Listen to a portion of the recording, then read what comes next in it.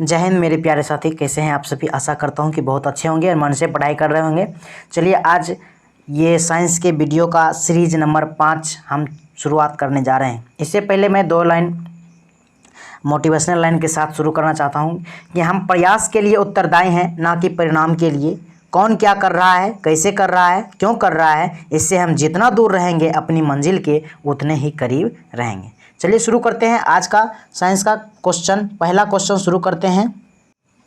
तो आज का पहला क्वेश्चन है कि दांत का जो एनामल है वो किसका बना होता है। तो दांत का एनामल बना होता है किसका, तो कैल्शियम फॉस्फेट का बना होता है, कैल्शियम फॉस्फेट। अब देखिए होता क्या है कि दांत के एनिमल जो है यह एक प्रकार का क्या है, उत्तक है। दांत में 4 प्रकार के उत्तक होते हैं। चलिए हम एक दांत का फिगर बनाते हैं। जैसे कि मान लीजिए यहाँ पर कोई ऐसे दांत बना हुआ है, इस तरीके से बना हुआ रहता है। थोड़ा सा दिक्कत हो रहा है। जैसे कि मान लेते हैं कि इस तरीके से दांत बना हुआ रहता है, ऐसे करके ऐसे बना हुआ पार्ट्स रहता है, ठीक है। तो इस तरीके से इसमें क्या होता है, एक यहाँ से नस रहता है, ये ऐसे करके रहता है, ठीक है। और ये वाला जो भाग है ऊपर वाला, ये बहुत ज़्यादा चमकीला होता है। और ये जो चमकीला वाला भाग है इसी में क्या रहता है, एनामल रहता है। इसमें क्या रहता है, एनामल रहता है। तो ये एनामल रहता है। इसके नीचे वाला जो पार्ट्स है इसमें इसको जो ये वाला जो पार्ट है इसको कहा जाता है सीमेंटम। क्या कहा जाता है, सीमेंटम। और इसमें मुख्य रूप से 4 प्रकार के टिश्यू होते हैं, यानी कि उत्तक होते हैं। इसको एनामल कहा गया, इसको सीमेंटम कहा गया। इसके नीचे जो डेंटिस्ट वाला पार्ट होता है, यहाँ वाला जो पार्ट होता है, इसको कहा जाता है डेंटिन। क्या कहा जाता है, इसको कहा जाता है डेंटिन। इसको डेंटिन कहा जाता है। और ये वाला जो पार्ट है इसको कहा जाता है डेंटल पल्प। क्या बोला जाता है इसको, डेंटल पल्प कह सकते हैं। तो इस प्रकार से ये दांत के 4 प्रकार के उत्तक क्या है, टिश्यू। देखिए कोशिकाओं से मिलकर के टिश्यू बना होता है, उत्तक बना होता है। तो ये दांत में भी जो ये पाया जाता है, एनामल पाया जाता है, डेंटिन पाया जाता है, सीमेंटम है, ये सब क्या है, ये सब 4 प्रकार के उत्तक होते हैं, जो कि दांत में 4 प्रकार के उत्तक पाए जाते हैं। तो उसमें पूछ रहा था कि ये बना किसका होता है, तो ये बना किसका होता है, कैल्शियम फॉस्फेट का बना होता है। तो चलिए आगे बढ़ते हैं, अगला क्वेश्चन लेते हैं। अगला क्वेश्चन क्या है, अगला क्वेश्चन है कि निम्न में से कौन सा आहार मानव शरीर में नए उत्तकों का वृद्धि के लिए पोषक तत्व प्रदान करता है। तो इसमें देखिए पोषक तत्व प्रदान करता है, वसा रहता है जिसमें। तो पनीर में क्या होता है, वसा। वही पोषक तत्व प्रदान करता है किसका, उत्तकों की वृद्धि के लिए करता है, ठीक है। चलिए आगे बढ़ते हैं। अगला क्वेश्चन है कि सांस लेने की प्रक्रिया में शामिल होता है। देखिए सांस लेने की प्रक्रिया में जो है प्रश्वसन और निश्वसन शामिल होता है। मतलब जब हम लेते हैं तो प्रश्वसन हो गया, यानी कि वायुमंडल में जो उपलब्ध है कार्बन डाइऑक्साइड की मात्रा वो लेते हैं प्रश्वसन में। और निश्वसन जब हम कार्बन डाइऑक्साइड की मात्रा छोड़ते हैं, यानी कि सांस छोड़ने को निश्वसन कहा जाता है और लेने को प्रश्वसन कहा जाता है। इतनी बात समझ में आ गई होगी। चलिए आगे बढ़ते हैं। अगला क्वेश्चन है स्वैच्छिक कार्यों के लिए सुनिश्चित अंग विन्यास निर्वहन और शरीर का संतुलन बनाए रखने के लिए उत्तरदायी होता है। देखिए ये मस्तिष्क का पार्ट्स है। तो चलिए हम समझते हैं कि ये मस्तिष्क का कौन सा, सबसे पहले नंबर तो इसका हम कर लेते हैं। इसका आंसर जो होता है वह आंसर बी होगा, अनुमस्तिष्क। इसको कहा क्या जाता है, ये अनुमस्तिष्क इस चीज को कहा जाता है सेरेब्रम। इसको क्या कहा जाता है, सेरेबेलम कहा जाता है इसको, सेरेबेलम, CEREBELLUM, ठीक है। ये सेरेबेलम ये पश्च मस्तिष्क का भाग होता है। चलिए हम देखते हैं कि ये मस्तिष्क का कैसे कैसे कौन सा पार्ट्स होता है। तो चलिए उसके लिए हमने एक यहाँ पर पहले से ही बना के रख लिए हैं। देखिए मस्तिष्क को 3 भागों में बांटा गया है। मस्तिष्क को 3 भाग में बांट दिया गया है। तो ये जो सबसे बड़ा वाला भाग है ये अग्र मस्तिष्क का होता है। लगभग 2/3 भाग जो है ये अग्र मस्तिष्क ही होता है।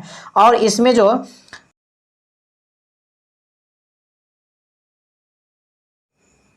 ये नहीं लिखा हुआ है, ये क्वेश्चन में ऊपर से ऐसे लिखा गया है। तो ये 3 भाग हैं। इस 3 भाग में से देखिए ये परम मस्तिष्क जिसको सेरेब्रम कहते हैं, ठीक है, ये अग्र मस्तिष्क का भाग है। और डायनासेफेलोन, ये 2 भाग जो हैं यह अग्र मस्तिष्क का भाग है। ये नहीं लिखा हुआ है, ये ऐसे फालतू है। तो ये परम मस्तिष्क, सेरेब्रम और डायनासेफेलोन ये जो होता है अग्र मस्तिष्क का भाग, लगभग 2/3 भाग यही होता है। उसके बाद देखिए उसके बाद जो ये पश्च मस्तिष्क का भाग है, ये पश्च मस्तिष्क के 3 भाग होते हैं, जिसमें कि मेडुला, पोन्स और अनुमस्तिष्क, जिसको सेरेबेलम कहते हैं। यही क्वेश्चन में पूछ रहा था। अनुमस्तिष्क। तो मेडुला पोन्स और अरुण मस्तिष्क सेरेबेलम जो होता है ये होता है पश्च मस्तिष्क का भाग होता है। और मध्य मस्तिष्क में ये दो भाग होते हैं जिसको कार्पोरा क्वाड्रिजेमिना और सेरिबेलम पेडिकल कहा जाता है, सेरिबेलम पेडिकल कहा जाता है। तो ये दो भाग जो होते हैं ये मध्य मस्तिष्क का भाग होता है। ठीक है, चलिए हम आगे बढ़ते हैं। अगला क्वेश्चन क्या कह रहा था, अगला क्वेश्चन पर आते हैं। अगला क्वेश्चन क्या है, आगे बढ़ते हैं।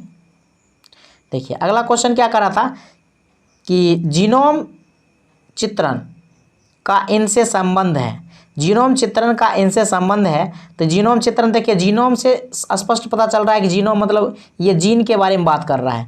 तो जीन्स का जो चित्रण होता है उसी को कहता है जीनोम मैपिंग, यानी कि डीएनए के अंदर जो जीन पाया जाता है उस जीन को कहा जाता है जीन्स का चित्रण, यानी कि जीनोम मैपिंग कहा जाता है। ठीक है, आगे बढ़ते हैं। अगला क्वेश्चन क्या है, पुनर्जनन का अर्थ क्या है। तो पुनर्जनन का अर्थ होता है कि छोटे खंड से जीव के पूरे शरीर का निर्माण होना क्या कहलाता है, यह कहलाता है पुनर्जनन। मतलब नए जीव का निर्माण होना ही क्या कहलाता है, पुनर्जनन। अगला क्वेश्चन क्या है कि निम्न में से कौन सा घोल क्षारीय है। देखिए कौन सा घोल क्षारीय है, तो इसमें जैसे ऑप्शन नंबर ए हो जाएगा, यानी कि हाइड्रोजन, पावर ऑफ हाइड्रोजन होता है। ये सब जितना भी क्षारीय हो, अम्लीय कुछ भी हो, तो वो सब लिखा जो होता है ना वो पावर माइनस में वो लिखा हुआ आता है। तो ये मोल पर लीटर होता है, यानी कि 10⁻⁷ मोल पर लीटर हो जाएगा, जो कि लेस देन होगा। लेस देन का यहाँ प्रयोग करेंगे तो ये क्षारीय होगा। ग्रेटर देन का यदि प्रयोग करते हैं तो अम्लीय हो जाता है। ठीक है, और इक्वल टू यदि कर दिया 10⁻⁷ करके तो इक्वल टू ये क्या हो गया, ये उदासीन हो जाता है। ठीक है, तो इसलिए इसका आंसर क्या हो जाएगा, इसका आंसर हो जाएगा ऑप्शन नंबर ए हो जाएगा इसका आंसर। हाइड्रोजन जो है पावर ऑफ हाइड्रोजन वो लेस देन होता है 1 × 10⁻⁷ मोल पर लीटर, इसका आंसर ए हो जाएगा। चलिए आगे बढ़ते हैं। अगला क्वेश्चन है, अगला क्वेश्चन है कि जल में कार्बन डाइऑक्साइड प्रवाहित करने से बना सोडा वाटर होता है, ये अम्लीय प्रकृति का होता है। जब जल में कार्बन डाइऑक्साइड प्रवाहित करते हैं तो जिससे जो सोडा बनता है वो अम्लीय प्रकृति का होता है। आगे बढ़ते हैं। अगला क्वेश्चन है कि निम्नलिखित में से कौन सा मिलान सही नहीं है। तो कौन सा मिलान सही नहीं, देखिए रक्त का पीएच मान 7.4। हमने पिछले वीडियो में, यदि आप वीडियो मेरा ये साइंस का सीरीज नहीं देखे हैं तो प्लेलिस्ट बना हुआ है, आप सभी साइंस के सभी प्लेलिस्ट में जाकर के वीडियो देख सकते हैं आप। उसमें हमने पीएच मान के बारे में आया था, वो बताए भी थे। तो देखिए रक्त का पीएच मान होता है, लार का पीएच मान होता है, और लार का पीएच मान, रक्त का पीएच मान, और हम बताए थे कि आंसू का पीएच मान, तीनों का जो पीएच मान होता है 7.4 ही होता है। और हमने बहुत अच्छे से ट्रिक के साथ पहला वीडियो में हम बताए थे। उसके बाद देखिए सिरका 2.2 से लेकर के ये 3 तक होता है। तो ऐसे भी हम याद रख सकते हैं सिर का मतलब क्या, हमारे ब्रेन का कितना भाग होता है। तभी हम तुरंत बताए थे कि इसका 3 भाग होता है, अग्र मस्तिष्क, पश्च मस्तिष्क और मध्य मस्तिष्क। तो इस तरीके से भी हम याद रख सकते हैं कि सिर के 3 भाग होते हैं, तो अर्थात सिरका का पीएच मान 3 होता है, यानी 2.2 से लेकर के 3 तक होता है। यह एक रेंज होता है, प्रास होता है, एग्जैक्ट किसी भी चीज़ का नहीं होता है। ब्लड उलड का भले होता है, लेकिन बहुत से ऐसे चीज़ हैं जिसका रेंज में पाया जाता है। जैसे मूत्र का पीएच मान हो गया 4.8 से लेकर 8.4 तक होता है, इस तरीके से होता है रेंज। तो सिरके का पीएच मान 2.2 से लेकर 3 तक होता है। उसके बाद देखिए शुद्ध जल का पीएच मान 7.5, यही क्या है, यही गलत है। शुद्ध जल का पीएच मान केवल और केवल 7 होता है, और दूध का पीएच मान 6.6, ये भी सही है। तो इसका आंसर क्या हो जाएगा, आंसर बी हो जाएगा, जो कि गलत है। ठीक है, आगे बढ़ते हैं। अगला क्वेश्चन है, अगला क्वेश्चन है कि उस विलयन का पीएच मान क्या होगा जिससे हाइड्रोजन आयन की सांद्रता 1 × 10⁻5 मोल प्रति लीटर है। तो देखिए हम बताए थे कि जो भी चीज़ लिखा जाता है सब माइनस में पावर में लिखा जाता है। तो इसका पीएच मान क्या हो जाएगा, पीएच मान 5 हो जाएगा, क्योंकि पावर कितना दिखा रहा है, -5 दिखा रहा है, हो जाएगा। चलिए आगे बढ़ते हैं। अगला क्वेश्चन है कि बड़े परमाणुओं वाले तत्वों से बने बंध क्या होते हैं। तो बड़े परमाणुओं वाले तत्वों से बने जो बंध होते हैं वह बंध होते हैं बहुत कमजोर बंध होते हैं। ठीक है, आगे बढ़ते हैं। अगला क्वेश्चन है, अगला क्वेश्चन है कि देखिए परिवर्तनीय संयोजन दर्शाते हैं। तो परिवर्तनीय संयोजन क्या दर्शाते हैं, तो परिवर्तनीय संयोजन जो होते हैं वो संक्रमण तत्वों को दर्शाते हैं। तो संक्रमण तत्व को दर्शाते हैं। देखिए संक्रमण तत्व कहते किसको, इसके लिए हमने क्या किए हैं, हमने इसके लिए एक संक्रमण तत्व का पूरा मतलब कि ये हम कह सकते हैं कि ऐसे जो पीरियोडिक टेबल होता है, ये पीरियोडिक टेबल में जो ये इधर का जो 2 लाइन होता है, ये लाइन को कहा जाता है एस ब्लॉक, और इधर वाला जो 6 लाइन होता है, इस 6 लाइन को कहा जाता है पी ब्लॉक, और बीच वाला जो बच जाता है 3 से लेकर 12 तक, इसको कहते हैं डी ब्लॉक। और डी ब्लॉक में आने वाले सभी तत्व जो होते हैं वह होते हैं संक्रमण तत्व, ये सब संक्रमण तत्व। और नीचे वाला जो हम लोग एक्टिनॉइड और लेंथेनॉइड एक्टिनॉइड ग्रुप होता है, ये एफ ब्लॉक में आता है। तो इस तरीके से आपको दिखाने के लिए हमने एक फिगर भी लिया है, आप उसको देख सकते हैं। देखिए नीचे हमने इसको लगा दिए हैं कि ये क्या है। ये समूह देखिए 3 से लेकर के 12 तक जो होता है, ये सभी जो तत्व हैं, ये सभी तत्व क्या कहलाते हैं? ये सभी तत्व संक्रमण तत्व कहलाते हैं। चलिए आगे बढ़ते हैं। आगे क्या है क्वेश्चन देखते हैं। आगे क्या है क्वेश्चन कह रहा है कि निम्नलिखित वैज्ञानिकों में से किसने स्थिर अनुपात का नियम दिया था? देखिए जोसेफ प्राउस्ट नामक वैज्ञानिक थे, इसने ही स्थिर अनुपात का नियम था। स्थिर अनुपात का नियम है क्या? जैसे कि हम लोग लेते हैं H2O, जल लेते हैं, तो इस H2O में क्या होता है? हाइड्रोजन का जो द्रव्यमान है वो कितना है? 2। यानी कि एक हाइड्रोजन का एक द्रव्यमान होता है, तो ये 2 है, तो 1 1 2 हो गया। और ये अनुपात है ऑक्सीजन का 16 द्रव्यमान, ठीक है। तो इस दोनों को काटेंगे तो 1:8 में रहता है।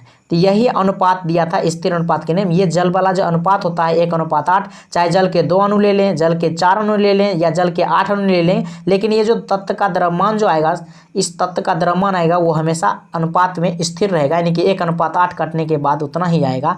इसीलिए यही नियम दिए थे जोसेफ प्राउस्ट ने, स्थिर अनुपात का नियम कहा जाता है। अगुणित अनुपात का नियम क्या था? तो वो जॉन डाल्टन ने दिया था गुणित अनुपात का नियम। अगला क्वेश्चन बढ़ते हैं आगे। अब देखिए न्यूमेरिकल क्वेश्चन है, कह रहा है कि क्वेश्चन कह रहा था कि 3 kg का एक पिस्तौल है, ठीक है। 3 kg का पिस्तौल से 180 मीटर पर सेकंड के वेग से 40 ग्राम की गोली क्षैतिज रूप में चलाई जाती है, तो पिस्तौल का प्रतिघाती वेग कितना है? देखिए इसको समझने के लिए हम पेज बड़ा कर लेते हैं और उसके बाद समझने की कोशिश करते हैं। यहीं पर बनाने की कोशिश करते हैं। देखिए शुरू करते हैं इसका। देखिए सबसे पहले फॉर्मूला याद रखना है। फॉर्मूला क्या होता है कि M1V1 बराबर हम लिख सकते हैं माइनस M2V2। ये देखिए M1V1 का है, ये पिस्तौल है, ठीक है, और ये क्या है? ये गोली है। ये पिस्तौल है और ये गोली है। ये पिस्तौल का बेग है, यह गोली का बेग है। तो मतलब जो जिसमें हम लगा करके गोली, यानी गोली किसको कहते हैं? जो छर्रा होता है उसको कहा जाता है गोली, ठीक है। पिस्तौल जिससे हम उसको छर्रा को चलाते हैं उसको कहते हैं पिस्तौल।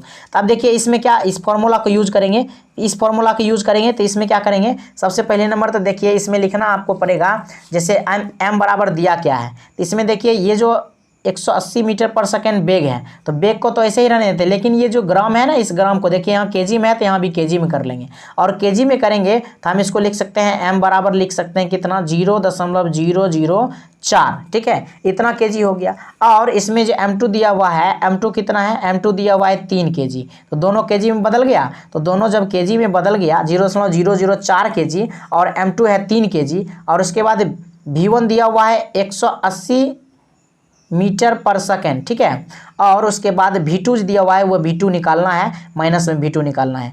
और देखिए हम फॉर्मूला का यूज कैसे किए थे? हम फॉर्मूला का यूज बराबर में माइनस लिए थे, यानी कि M1V1 बराबर माइनस M2V2, यानी कि V2 हमको निकालना है, माइनस V2 यानी कि लिख सकते हैं माइनस V2 बराबर हम लिख सकते हैं क्या? इसमें हम कर सकते हैं 0.004 और गुने हो जाएगा 180, अब बटे में कर सकते हैं हम 3। फॉर्मूला से उधर भेज दिए तो आ गया। इसको अब काटने के बाद इसको काटेगा तो नीचे 00 आएगा, और 1 0 से 1 0 1 कट गया, और हम इसको काट सकते हैं।